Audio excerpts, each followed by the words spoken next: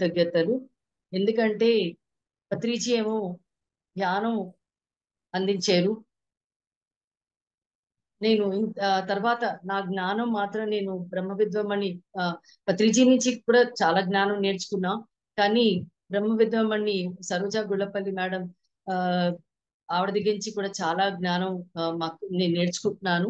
ఇవాళ లక్ష్మి నిన్న నన్ను మాట్లాడమంటే నేను ఏ టాపిక్ మాట్లాడాలో నాకు అర్థం కాలేదు. కానీ సడన్ గా నాకు అనిపించింది ఎరుక గురించి మాట్లాడదామని. సో నేను ఎరుక గురించి కొన్ని పాయింట్స్ చెప్దాము, నాకు తెలిసిన కొంత జ్ఞానం చెప్పాలని ముందుకు వచ్చాను. సో అందరు మాస్టర్స్ కి థ్యాంక్ యూ సో మచ్. మీ అందరికీ కూడా నా నమస్కారాలు. సో ఇవాళ ఎరుకలో ఎరుకలో భాగంగా నేను ఒక సూఫీ కథ నుంచి స్టార్ట్ చేస్తాను. ఒక పెద్ద రాజు ఉండేవారు. అక్కడ ఆయన చాలా మంచి సమృద్ధిగా ఆ, రాజ్యం కూడా చాలా బాగా పరిపాలిస్తూ ఉండేవారు. చాలా సంతోషంగా ఉండేవారు అన్నమాట. ఒకసారి అతనికి ఒక ఫకీర్ గురించి తెలిసింది, చాలా జ్ఞాని అని చెప్పి. ఆ ఫకీర్ ని పిలిపించుకుని ఆయన ఒకసారి ఆయన రాజ్యానికి పిలిపించుకున్నారు. అప్పుడు ఫకీర్ ని అడిగారనమాట, ఆ మీరు ఏదైనా నాకు చెప్పండి జ్ఞానం గురించి. అంటే ఫకీరు ఒక చాలా అందమైన చెక్కిన ఒక డబ్బా ఇస్తారనమాట ఆయనకి. ఆ డబ్బా ఇచ్చి నీకెప్పుడు ఎలా అనిపిస్తే ఆనందం వచ్చినా బాధ వచ్చినా ఆ డబ్బా తెరిచి ఏం చేయాలో అర్థం కానప్పుడు ఒకసారి డబ్బా తెరిచి చూడు అంటారు. ఆ తర్వాత కొన్నాళ్ళకి ఆ రాజుకి ఎంతో అద్భుతంగా చాలా సంతోషకరమైన వార్తలు అందుతుంది. చాలా ఆనందంగా ఉంటాడు. అప్పుడు అనుకుంటాడు ఏంటంటే నేను చాలా సంతోషంగా ఉన్నాను కదా, నాకు ఇప్పుడు ఈ డబ్బా అవసరం ఉంది అని ఆ డబ్బాని తెరిచి చూడరన్నమాట. తర్వాత కొన్నాళ్ళు అయ్యాక అతనికి చాలా బాధాకరమైన విషయం జరుగుతుంది అతని జీవితంలో. అప్పుడు అతను ఆ డబ్బాని తెరిచి చూస్తాడు. దానిలో ఒక రాసి ఉంటుందన్నమాట, ఇది కూడా అయిపోతుంది, దాటిపోతుంది. అంటే ఇట్ విల్ పాస్ అని రాసి ఉంటుంది అనమాట. అంటే ఇది కూడా అయిపోతుంది అని. అప్పుడు అతనికి అర్థం అవుతుంది అనమాట, ఆహా ఇది దాటిపోతుంది అయిపోతుంది అంటే మళ్ళీ సంతోషం వస్తుంది అనమాట. అది కూడా అని అనిపిస్తుంది అనమాట. తర్వాత కొన్నాళ్ళాక మళ్ళీ అతను చాలా ఆనందంగా ఉంటాడు. ఈ మాట ఏముంటుంది ఆ డబ్బాలో అని చెప్పి మెల్లగా డబ్బా తెరిచి అతను చూస్తాడనమాట. చూసి మళ్ళీ కూడా అదే అక్షరాలు ఉంటాయి, ఇట్ విల్ పాస్, అంటే ఇది కూడా దాటిపోతుంది అని. అప్పుడు అతనికి అర్థం అవుతుంది ఏంటంటే ఏదైనా మన జీవితంలో కష్టాలైనా నష్టాలైనా సంతోషమైనా ఏదైనా వస్తూ ఉంటుంది, వెళ్ళిపోతూ ఉంటాయి. దాని గురించి మనం బెంగపడద్దు, మహా ఆనందపడిపోవద్దు, ఈ క్షణాలు ఇక్కడే ఆగిపోవాలి అని అనుకోవద్దు. ఇది పాస్ అయిపోతుంది. అలాగే బాధ కష్టాలు వచ్చినా కూడా అవి కూడా దాటిపోతాయి అని ఎప్పుడు కూడా మనం ఆ ఎరుకలో ఉండాలి అన్నది ఈ రాజు కథ నుంచి ఆ మనకి తెలుస్తుంది. అలాగే ఇంకోటి కథ ఎరుకు గురించి ఇంకో కథ నాకు చాలా ఇష్టం, ఎంతో ఇష్టమైన కథ ఇది. ఒక జింక కథ అన్నమాట. జింక ఒకటి గర్భవతి, నిండు గర్భవతి అన్నమాట. జింక ఇంకే క్షణానైనా దానికి పురుడు వస్తుంది అనమాట. అప్పుడు పాపం అడవిలో ఉన్నప్పుడు ఒకవైపు ఒక వేటగాడు గురి పెట్టి ఉంటాడనమాట. ఇంకో వైపు ఏమో చిరుతపుల్లి ఉంటుంది, పొంచి ఉంటుంది. ఎప్పుడు ఈ జింక కొంచెం కదులుతుందా మీద పడి చంపేసి తినేద్దామని. అలాగే వేటగాడు కూడా ఆ జింకని చంపాలని గురి పెట్టి చూస్తుంది. ఒకవైపు పారిపోదామంటే ఆ వేటగాడి ఆ అతని దెబ్బతో చచ్చిపోతుంది. ఇంకో వైపు అయితే చిరుతపులి ఉంది. ఇంకేం చేయాలి అని ఇంకొకటే అనుకుంటుంది అనమాట, నేను సరెండర్ అయ్యి ఉంటాను. ఎరుకతో ఉంటుంది అనమాట, నేను ఎరుక ఉంటాను, సరెండర్ అయ్యి ఉంటాను, ఏది జరిగితే అదే జరుగుతుంది. ముందు నేను నా ఈ ప్రసవ వేదన భరిస్తాను, నేను ప్రసవించుకుంటానని చెప్పి ఆ యూనివర్స్ కి తను అది ఆ సరెండర్ అయిపోయి ప్రసవిస్తుంది అనమాట.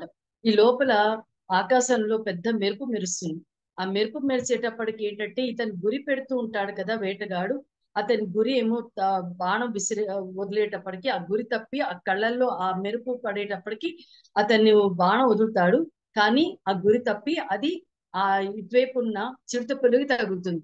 అప్పుడు ఇక్కడ ఈ జింకేమో హాయిగా ప్రసవించి అది పిల్లని తీసుకుని వెళ్ళిపోతుంది. సో ఎప్పుడు కూడా నేను చాలా సార్లు కూడా ఎప్పుడు ఈ కథ నాకు చాలా అద్భుతంగా అనిపిస్తుంది. ఎందుకంటే ఒక్కొక్కసారి మనకి ఏమీ అర్థం కాదు, ఏమి అర్థం కానప్పుడు దాన్ని మనం జస్ట్ యాక్సెప్ట్ చేయాలన్నమాట. ఏం యాక్సెప్ట్ చేసుకుంటే ఏ బాధ ఉండదు. ఏ సమస్య అయినా సరే యాక్సెప్ట్ చేయాలి. Okay, okay, let go, let go, let go. ఎప్పుడు కూడా వదిలేసుకుంటూ ఉండాలన్నమాట. లెట్ గో అనుకోవాలి, లెట్ గో అనుకోవాలి. అలాంటప్పుడు ఏంటంటే అది వస్తుంది, వెళ్ళిపోతుంది. దాని గురించి మనం ఏం చేయాలి, ఏం చేయాలని అలా ఆలోచించి ఇంకా అన్యథా శరణం నాస్తి అనే కాకుండా ఏదొచ్చినా, ఆనందం వచ్చినా, బాధ వచ్చినా కూడా సారీ మాస్టర్, మనం లెట్ గో చేసుకోవాలి, సరెండర్ అయిపోవాలి. మనం సరెండర్ అయ్యి యాక్సెప్ట్ చేయాలి.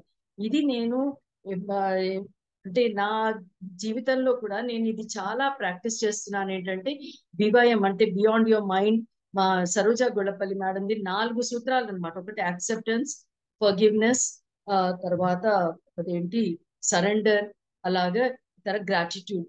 ప్రతి క్షణం నీ గ్రాటిట్యూడ్ తోటి మనం ఉండాలి.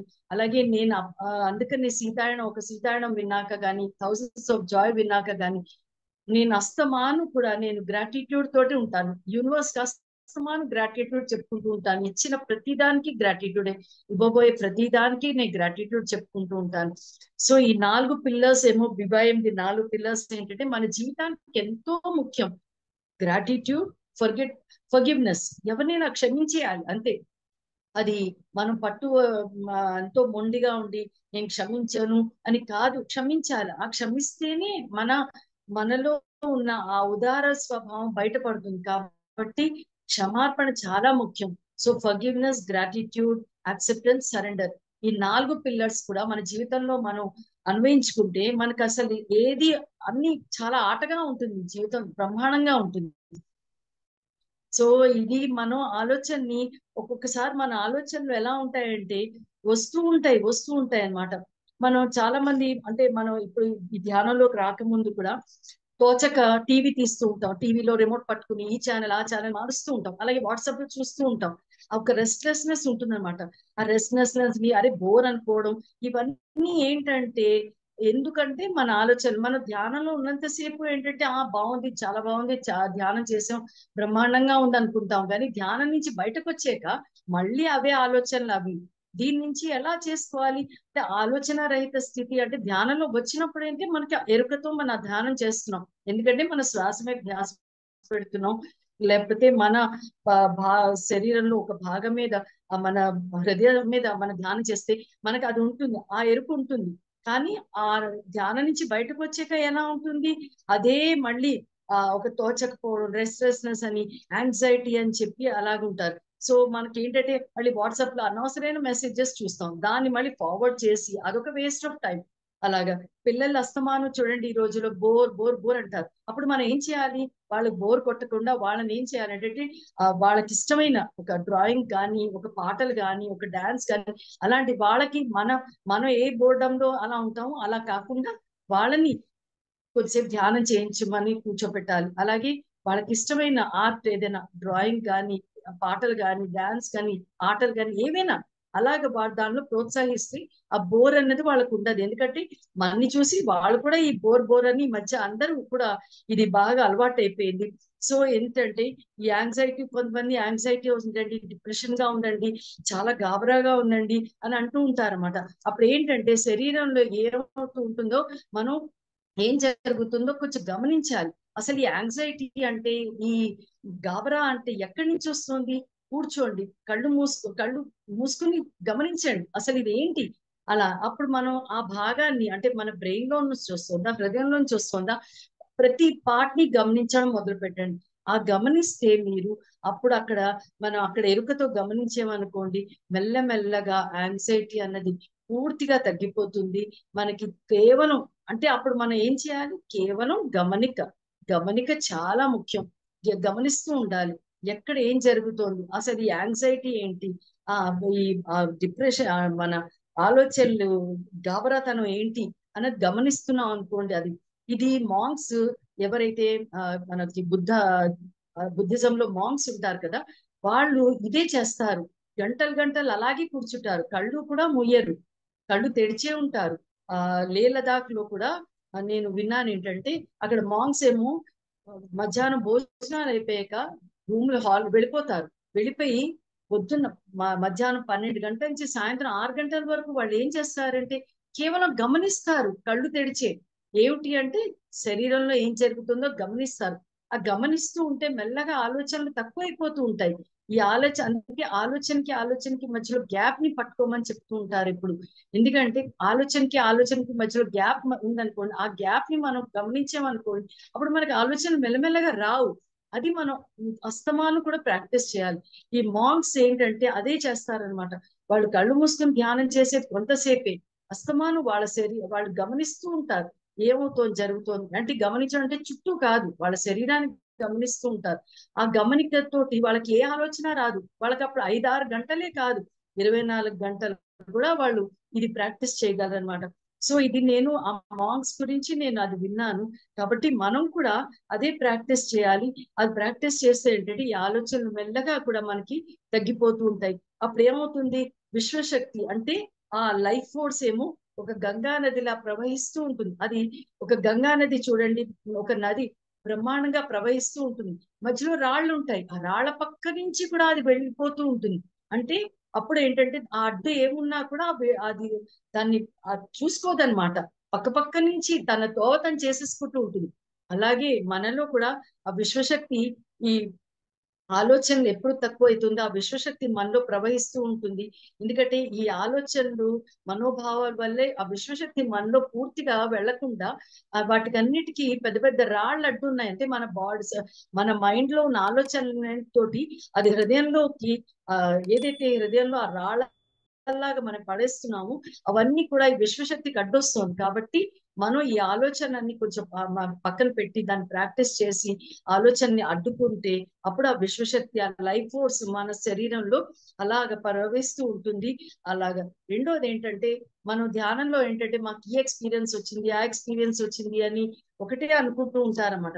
ఎక్స్పీరియన్స్ రావడం మంచిదే, కానీ అది రాలేదని కూడా మనం బాధపడకూడదు. ఎందుకంటే ఎక్స్పీరియన్స్ కొంతవరకు మనకి ఆ కరెక్ట్ అంటే అనిపిస్తుంది అనమాట. మంచి ఎక్స్పీరియన్స్ వచ్చింది అని ఒక ఇదైపోతాం. ఆ తర్వాత మళ్ళీ మామూలు దినచర్యల్లో పడ్డాక అది మళ్ళీ మనం మామూలే. కాబట్టి ఎక్స్పీరియన్స్ ఏంటంటే ఓకే, ఎక్స్పీరియన్స్ గా తీసుకోవాలి. పత్రిక గారు ఎప్పుడు చెప్తూ ఉంటారు, ఎక్స్పీరియన్స్ వచ్చింది, ఎక్స్పీరియన్స్ రాపోయినా కూడా అద్భుతంగా ఉంటుంది. కాబట్టి ఎక్స్పీరియన్స్ తోటి మనది పూర్తిగా ఇది చాలా ముఖ్యమని అనుకోవద్దు. ఎందుకంటే చాలా మంది అనుకుంటూ ఉంటారు, అరే నాకేం ఎక్స్పీరియన్స్ రావడం లేదే, చాలా మందికి ఎంత అద్భుతంగా ఎక్స్పీరియన్స్ వస్తున్నాయి. ఎక్స్పీరియన్స్ ఏంటంటే just a part of meditation అంతే. అది ఎంతో ముఖ్యమైనది ఏం కాదు. మెయిన్ ఏంటంటే మన ఆలోచనలు. ఎందుకంటే ధ్యానం నుంచి బయటకు వచ్చాక కూడా మన అద్భుతంగా మన జీవితం గడపగలగాలి. కాబట్టి మనం ప్రతి రోజు కూడా గ్రాటిట్యూడ్, రాత్రి పడుకున్నప్పటి నుంచి రాత్రి పడుకున్న ముందు పొద్దున్న లేచాక కూడా అన్నిటికీ, ఈ భూమాతకి, ఆ ప్రకృతి మాతకి, ఆ అగ్నికి, వరుణదేవుడికి, వాయుదేవుడు, సూర్య భగవానుడికి, అందరికీ ఎవరైతే ఏమి వాళ్ళు ఆశించకుండా మనకు అన్ని ఇస్తున్నారు. కాబట్టి మనం ప్రతి క్షణం గ్రాటిట్యూడ్ తో ఉంటే అప్పుడు విశ్వం మనకు అన్ని ఇస్తుంది. మనం ఏమి కోరుకోక్కర్లేదు, అన్ని తనే ఇస్తుంది. ముఖ్యంగా భూమాతకి మనం ఇప్పుడు ఎంతో చెయ్యాలి. ఎందుకంటే భూమి ఎంత తన సంతులనం అంటే బ్యాలెన్స్ తప్పుతోంది. కాబట్టి ఆ భూమిని మనం ఇది చేసుకోవాలంటే స్త్రీలు ముఖ్యంగా వాళ్ళ దగ్గరలో ఉన్న స్త్రీలందరికీ కూడా ఎవరైనా బాధలో ఉంటే వాళ్ళ బాధలు వినండి. మనం తీర్చలేకపోయినా పర్వాలేదు, ఫైనాన్షియల్ ఆర్థికంగా బాధలు ఉండొచ్చు, లేకపోతే వాళ్ళ సామాజికంగా అంటే మానసిక బాధలు ఉండొచ్చు, వాళ్ళ ఇంట్లో బాధలు ఉండొచ్చు, మనం తీర్చలేకపోవచ్చు. కానీ కనీసం వాళ్ళ దగ్గర కూర్చుని వాళ్ళ బాధలు వినండి. ఒక్కసారి ఏంటమ్మా చెప్పండి. ఎందుకంటే మనం చేయలేకపోయినా కూడా కనీసం వాళ్ళ చేయి పట్టుకుని ధ్యానం చేయిస్తే వాళ్ళకి ఎంతో ఊరటగా ఉంటుంది. వాళ్ళ బాధలు తీర్చలేకపోయినా కూడా మేము ఉన్నాం నీకు అని అనుకుంటే అప్పుడు ఆ భూమాత కూడా ఎంతో సంతోషపడుతుంది. ఎందుకంటే భూమాతకి మన ప్రపంచంలో ఉన్న కోట్లాది మంది స్త్రీలు బాధపడుతూ ఉంటే ఆ బాధ ఆ తల్లి భరిస్తోంది. ఎందుకంటే ఆ తల్లికి వీళ్ళని కాదు, వాళ్ళని కాదు, ప్రతిదీ, ఒక క్రిమికీటకాలేంటి, వృక్షాలేంటి, జంతువులేంటి, పక్షులేంటి, అదేంటి జలజీవాలేంటి, ప్రతిదీ ప్రతి వాళ్ళు ఆ భూమాతకి పిల్లలే. కాబట్టి ఒక పిల్లలు బాధపడ్డారంటే ఆ తల్లి ఎలా సంతోషంగా ఉంటుంది. కాబట్టి మనం అలాగని ఆ స్త్రీలు కూడా అంతే. ఎంతమంది ఇప్పుడు స్త్రీలు కూడా వాళ్ళ ఇంట్లో ఇంట్లో సమస్యలతోటి ఎంతో సతమతం అవుతూ ఉంటారు. ఇంట్లో భర్తలు గాని, అత్తమామలు వాళ్ళందరి వల్ల కూడా ఎంతమందో కూడా చాలా కష్టాల్లో ఉండొచ్చు.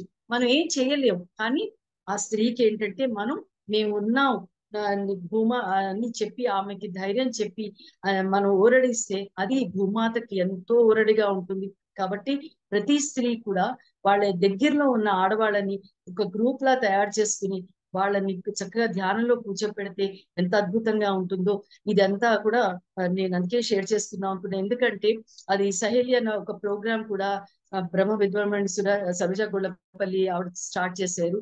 ఆ సహేలిలో భాగమే ఇదంతా. స్త్రీలని ఎక్కడున్నా కూడా ఎవరైతే బాధల్లో ఉన్నారో ఆ స్త్రీలని ఊరట కలిగించాలి. వాళ్ళ బాధలు మనం వినాలి.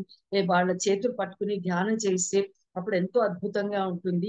సో ఈ అందుకే భూమాతకి గురించి కూడా నేను అందుకే చెప్తున్నాను. ఎందుకంటే మన కర్తవ్యం మనం భూమాతకి ఊరట కలిగించాలి.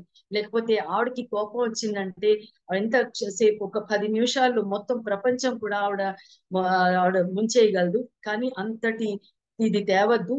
కాబట్టి మనం అందరం కూడా దానికి తోడ్పడాలి. అందుకే శాకాహార ర్యాలీలు కూడా ప్రతి చోట జరుగుతున్నాయి. అది ఎంతో అద్భుతం. ఎందుకంటే ఆ భూమాతకి ఆ శాకాహార ర్యాలీ ప్రకృతి మాత ఎంతో సంతోషపడుతుంది. అలాగే ఇప్పుడు మనం ఎలా అయితే మన శరీరంలో నేను చెప్పాను కదా ఇందాకలా మన ఎరుకతోటి ఎలా ఉండాలి, ఆలోచనలు ఆపాలని మొదట మనం కొంచెం కళ్ళు మూసుకుని మన శరీరంలో ఏదో ఒక భాగం మీద ఎరుక పెట్టండి. అలా ప్రాక్టీస్ చేయండి. ఏదో ఒక భాగం మనకి ఏది నచ్చితే ఎక్కడైతే కొంచెం బాధగా ఉందో ఆ భాగం మీద మనం ఎరుకను పెట్టి దాన్ని గమనించండి అనమాట. ఆ ఎరుకను పెట్టండి దాని మీద. అలా ప్రాక్టీస్ చేయండి. ఒక వారం రోజులు మనం అలాగే ప్రాక్టీస్ చేద్దాం. మెల్లగా ఆ తర్వాత మనం ప్రతిరోజు కూడా కళ్ళు తెరిచి కూడా మనం ప్రాక్టీస్ చేయొచ్చు. అంటే ఫస్ట్ ఒక 1 వీక్ కనీసం కళ్ళు మూసుకుని, ఎందుకంటే కళ్ళు తెరిచి మనకి ధ్యానం అలవాటు లేదు కాబట్టి కళ్ళు మూసుకుని ఒక భాగాన్ని మనం గమనిస్తూ ఉందాం. గమనిస్తూ ఉంటే అప్పుడు ఏంటంటే మనకి తెలుస్తుంది అనమాట. అసలు ఏమిటి ఎక్కడి నుంచి వస్తుంది మనకి యాంగ్జైటీ అని మన గాబరాతనం అని. అప్పుడు మెల్లమెల్లగా అది తగ్గిపోతుంది. అప్పుడు మనకేమవుతుంది చక్కగా విశ్వశక్తి ఏంటంటే బ్రహ్మాండంగా మన శరీరంలో ప్రవహిస్తూ ఉంటుంది. ఆ తర్వాత మెల్లగా మనం ప్రతిరోజు కూడా కళ్ళు తెరిచి కూడా ప్రాక్టీస్ చేద్దాం. ఎందుకంటే ఏదో టైంలో రాత్రి అయితే బెస్ట్ మనకి. ఎందుకంటే పగలైతే మన పనులతోటి స్త్రీలు గాని పురుషులు గాని వాళ్ళ పనులతో బిజీ ఉంటారు. కాబట్టి రాత్రి పడుకోబోయే ముందు కూడా చక్కగా కళ్ళు తెరిచి మనం ఇది ప్రాక్టీస్ చేద్దాం. ఎందుకంటే కళ్ళు తెరిచి ఏదో ఒక శరీరం భాగం మీద మనం ప్రాక్టీస్ చేస్తూ ఉంటే మెల్లమెల్లగా ఆలోచనలు పూర్తిగా తగ్గిపోయి ఆలోచన రహిత స్థితి మనకి చాలా కూడా అలవాటు చేసుకోగలుగుతాం. అప్పుడు మనలో విశ్వశక్తి ఏంటంటే ప్రవహించినట్లుగా తర్వాత మనం ధ్యానంలో కూడా విశ్వశక్తిని మనలో ప్రవహించినట్టుగా మనం ఊహించుదాం. అప్పుడు ఏంటంటే అక్కడ వైబ్రేషన్ కి కనెక్ట్ అవుతాం అనమాట. ఆ విశ్వశక్తి ఏంటంటే మన శరీరంలో ఒక గంగ రూపంలో మన శరీరంలో వచ్చి అక్కడ అలాగా అది ప్రవహిస్తున్నట్టుగా మనం అదేంటి ఊహించుకుందాం. అప్పుడు ఊహించుకుంటే ఏంటంటే వైబ్రేషన్ తోటి అప్పుడు అక్కడ మన శరీరంలో ఎక్కడైతే ఉంటుందో ఆ వైబ్రేషన్ వస్తుందో దాంతో మనం కనెక్ట్ అవుతాం అనమాట. సో ఇలాగా ఎందుకంటే ఇప్పుడు గ్రేట్ రామానుజన్ గురించి కూడా మీరు అందరూ వినుంటారు. ఆయన గ్రేట్ మ్యాథమెటిషియన్. అంటే లెక్కలు అసలు ప్రపంచంలో ఆయన నంబర్ 1 మ్యాథమెటిషియన్ అనమాట. ఆయన బ్రిటన్ లో ఉండగా అంటే లండన్ లో ఉండగా ఆయనకి ప్రతిరోజు ధ్యానంలో ఉన్నప్పుడు ఆ సరస్వతి మాత ఆవిడకి ఫార్ములాలన్నీ చెప్పేసేవారు అనమాట. అంటే ఈ లెక్కల గురించి మ్యాథమెటిక్స్ గురించి ఆ ఫార్ములాలన్నీ చెప్పేస్తే ఆయనకి మళ్ళీ ఆయన లేచాక ఆయనకి ఎలా ఉందో కానీ ఆయన రాసిస్తూ ఉండేవారు అనమాట. ఆయన అక్కడ ఏంటంటే ఎక్కడైనా ఇప్పుడు ఫారిన్ అమెరికాలో కానీ ఇంగ్లాండ్ లో కానీ ఎప్పుడైనా దేనికైనా వాళ్ళకి ఇది ఉండాలన్నమాట. ఒక సాక్షి ఉండాలన్నమాట. అంటే అది ఎలా వస్తుంది మీకు అన్నది నిరూపించాలి. ఆయన నిరూపించలేకపోయేవారు. ఎందుకంటే అదేంటి ఆయనకి సరస్వతి మాత ఏంటంటే ఆయన కళల్లో ఆయన ధ్యానంలో ఉన్నప్పుడు ఆయన చెప్పేసేది. ఆయనేమో లేచి దాన్ని రాసేసేవారు అన్నమాట. కాబట్టి ఎవరికి ఆయన చెప్పలేకపోయేవారు. ఎవరు నమ్ముతారు? ఆ వెస్ట్రన్ కంట్రీస్ లో వాళ్ళు నమ్మరు కదా. ఇది నాకు సరస్వతి మాత చెప్తోంది అని ఆయన నాకు వచ్చేసింది నేను రాస్తున్నాను అనేవారు. కానీ దానికి ప్రూఫ్ ఉండేది కాదనమాట. అందుకని ఆయన బుక్ ని కూడా వాళ్ళు పబ్లిష్ చేయలేదు. ఆయన్ని గుర్తించలేదు. ఆయనకి గుర్తింపు ఇవ్వలేదు. కేవలం ఆయన గొప్పతనం ఆయన ఫార్ములా అవన్నీ ఫాలో అయ్యారు కానీ దానికి ఆయనకి గుర్తింపు ఇవ్వలేకపోయారు. ఎందుకంటే అక్కడ వాళ్ళకి సాక్ష్యం కావాలి, ప్రతి దానికి వాళ్ళకి ఎవిడెన్స్ కావాలి, సాక్ష్యం కావాలి.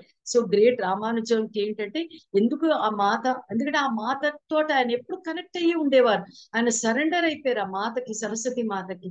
కాబట్టి మనం కూడా సరెండర్ అయ్యి ఉంటే, ఆ సంపూర్ణ ఎరుకతో మనం ఉంటే ఆ విశ్వశక్తి మనలో ఇలా ప్రవహిస్తూ ఉంటుంది అని చెప్పడానికి నేను అంటే ఇది మనం ప్రాక్టీస్ చేయాలి అని నేను చెప్తున్నాను.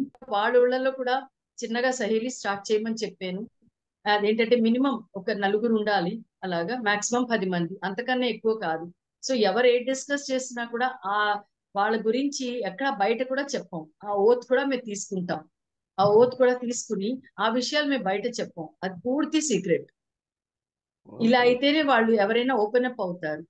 కాబట్టి ఇది జరుగుతోంది, ప్రతి చోట జరుగుతోంది. మంచిర్యాల, హైదరాబాద్ అన్ని చోట్ల సహేలి బ్రహ్మాండంగా నడుస్తోంది.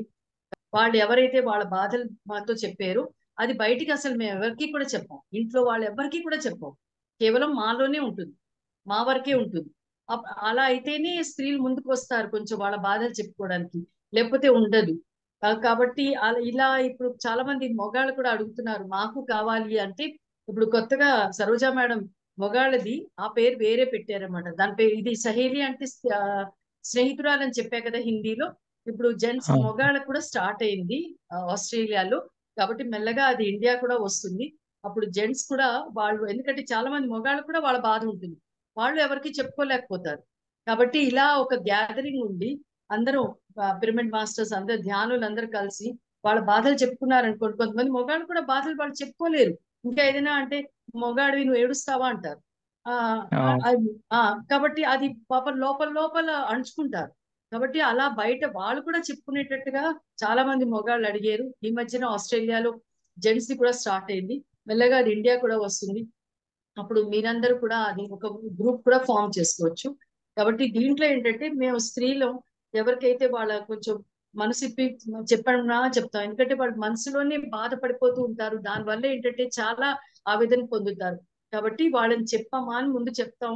వాళ్ళకి ధైర్యం చేసి, అలాంటివి మేము కూడా మా ఫ్యామిలీలో కూడా మాకు చాలా కష్టాలు ఉన్నాయి అని మేము ఫర్ ఎగ్జాంపుల్ కొంచెం చెప్పామనుకోండి, అప్పుడు వాళ్ళు ఓపెన్ అప్ అవుతారు.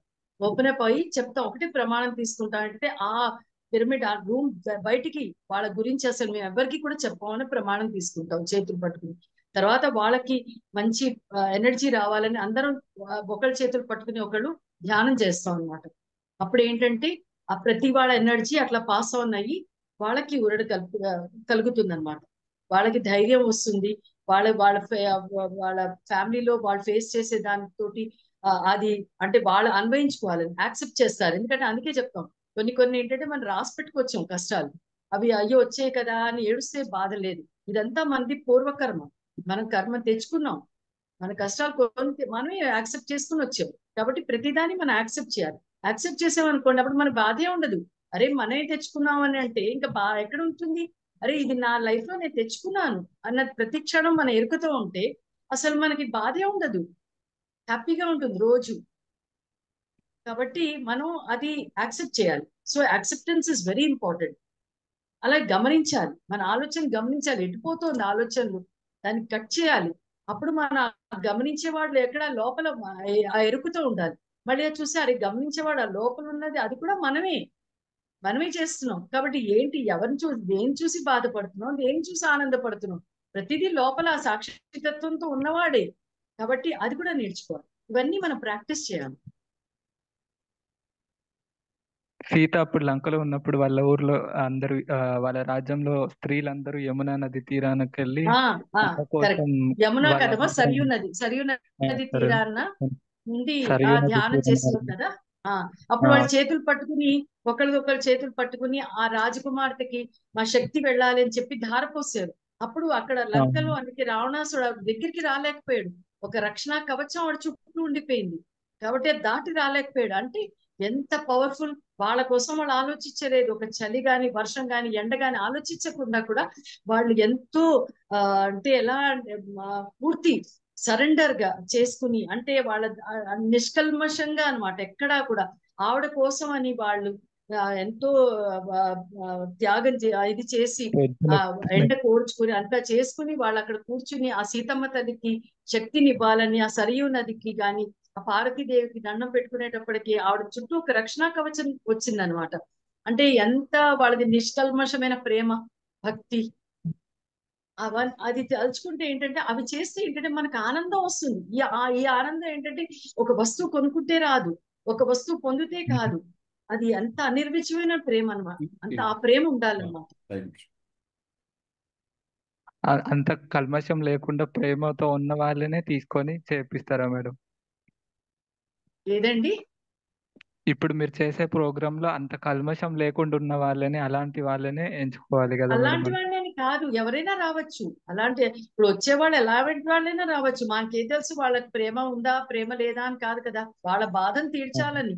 ఎందుకంటే కోట్లాది మంది స్త్రీలు ప్రపంచం అంతా బాధపడుతున్నారు. ఎంతో మంది ఏమి చెప్పుకోలేకుండా, సాధారణంగా ఎక్కువ పల్లెటూళ్ళలో ఎక్కువ జరుగుతాయి, మన చుట్టూ పల్లెటూళ్ళలో ఎక్కువ జరుగుతాయి, సిటీలో కూడా జరుగుతాయి. కాబట్టి వాళ్ళ బాధ ఏంటంటే ఆ భూమాత మీద పడుతుంది అనమాట.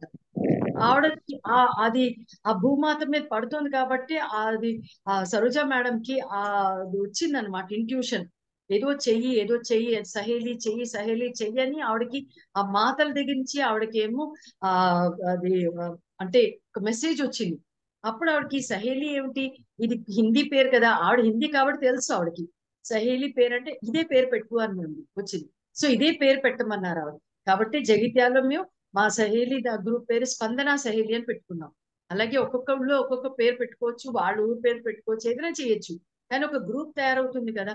సో ఇదేంటంటే నేను మెయిన్ అన్నమాట. ఇక్కడి నుంచి వీళ్ళందరూ ఇప్పుడు ఉషా గాని ఇంకో మమత వీళ్ళందరూ వేరే ఊళ్ళని వాళ్ళు అందరూ వాళ్ళ చోట కూడా వాళ్ళని స్టార్ట్ చేసుకోమని చెప్పాను. ఎందుకంటే అందరూ ఇక్కడికి రాలేరు కదా. ఇక్కడ ఏంటంటే వీళ్ళని రమ్మన్నాను, ఇంకొక గ్రూప్ తయారు చేశాను. వీళ్ళలో వీళ్ళని చిన్నగా స్టార్ట్ చేయమని చెప్పాను అన్నమాట. కాబట్టి అందరూ వాళ్ళ వాళ్ళ ఊళ్ళల్లో ఒక నలుగురు ఐదుగురు కలిసి వాళ్ళు చేసుకుంటే బాగుంటుంది. మినిమం నలుగురు ఉండాలన్నమాట, మాక్సిమం 10 మందే ఉండాలి. ఎందుకంటే మరి పెద్ద గ్రూప్ అయ్యారు అనుకోండి, అప్పుడు అది చాలా పెద్ద అయిపోతుంది అసలు వినడానికి కూడా. కాబట్టి ఇలా ప్రతి ఊర్లో కూడా సహేలి రావాలని మేము మనస్ఫూర్తిగా కోరుకుంటున్నాము. వస్తుంది madam. Thank you. Thank you sir.